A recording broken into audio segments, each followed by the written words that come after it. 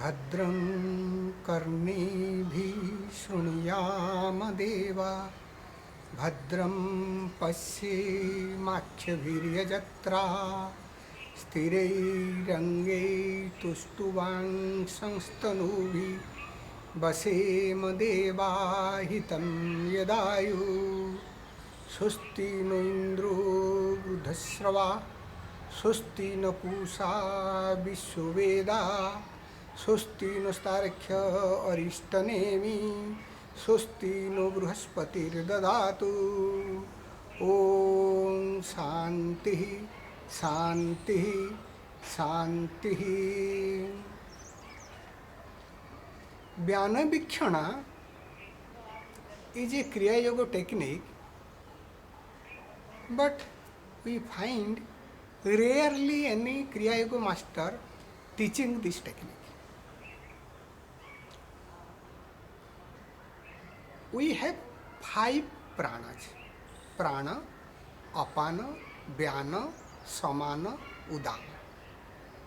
Most of the Kriya Yoga techniques are based on prana and apana, but this technique is based on vyana. Vyana is the vital air pervading all over our body, our entire body. Why I say this technique is important is that this technique starts after the Hamsa sadhana.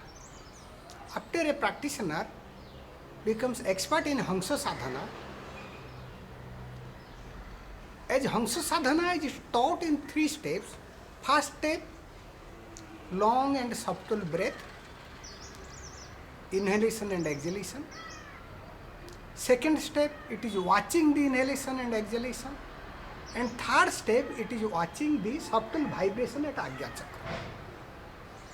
Now, due to development of concentration in practice of Hamsa sadhana, one is able to feel the vibrations in the body.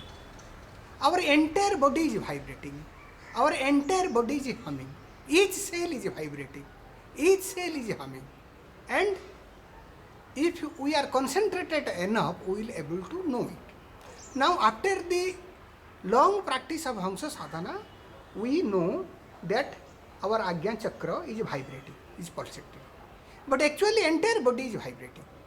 Now, what we do in this technique is that we bring this same feeling to the top.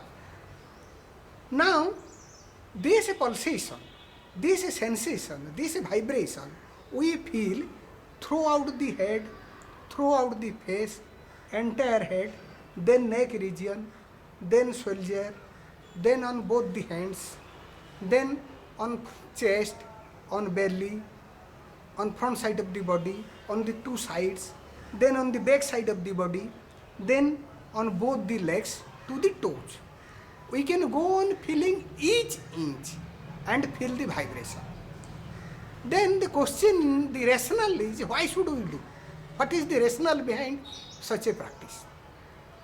The rationale is that asana siddhi, stabilizing the posture. If we want to ascend in our spiritual practice, to go to the higher steps, what we need is a stabilization of posture. That is very important. We have to sit for a longer period in one posture. Otherwise, it is not possible to attain the samadhi state. So, what happens? Now our mind starts manipulating us. We sit for a few minutes, then we find there is a itching in the knee, there is a itching on the thighs, there is a itching on the ankles, then there is a itching on the back, then there is itching in some other parts. We may find irritations, we may find rubbing sensations, we may find heaviness, we may find burning sensations, and we are not concentrating on our practice and leave the practice because our posture is not stabilized. Now, due to practice of this sensation, so if we look how to stabilize this, Patanjali in his Sadhana Pada has described what asana is. Asana he has described as Stiram Sukham Asana.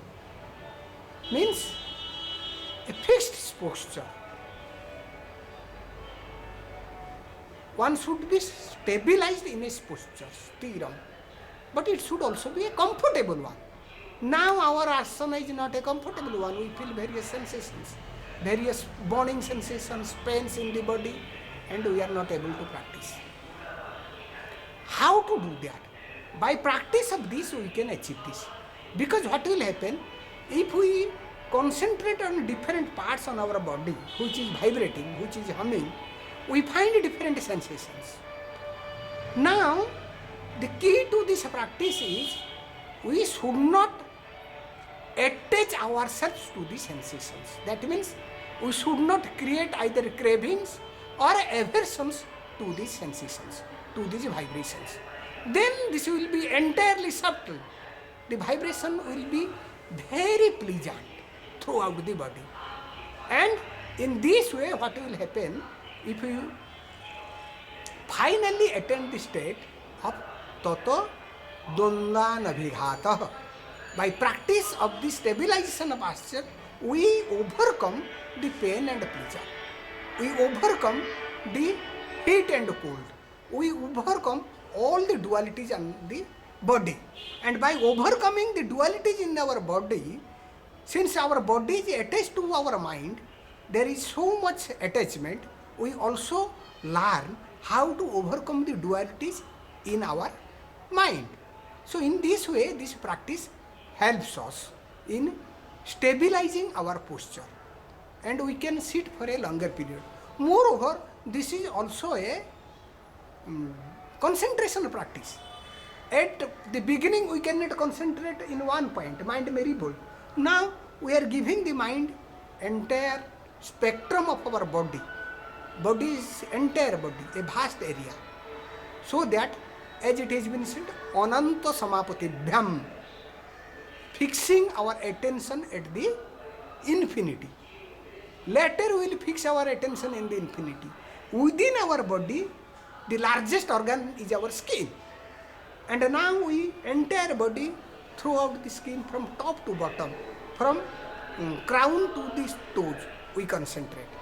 In this way we learn to sit for a longer period and without reacting to the pain and pleasures. In this way it helps us in growing in our practice for the higher practices, and it helps a lot. This also, this simple practice can also take to the state of samadhi. And in higher practices in Kriya Yoga, in higher Kriyas, we find this in a different form, in the form of Matrika Dhyana, in Bahir Matrika Dhyana, and that comes in higher meditation where the different seed sounds are placed in the different body and meditation has been done. But before that, to reach, went into that state, a practitioner if does this, then he or she will find that his sitting capacity increases, his toleration capacity increases, and he or she is not disturbed by the dualities of the life. So, this Vyana Vikshana means looking in a spatial way. The Vyana Vayu, the Vyana air or the vital air called Vyana, which is prevailing all our body, we can watch that in the form of vibrations, in the form of sensations. Om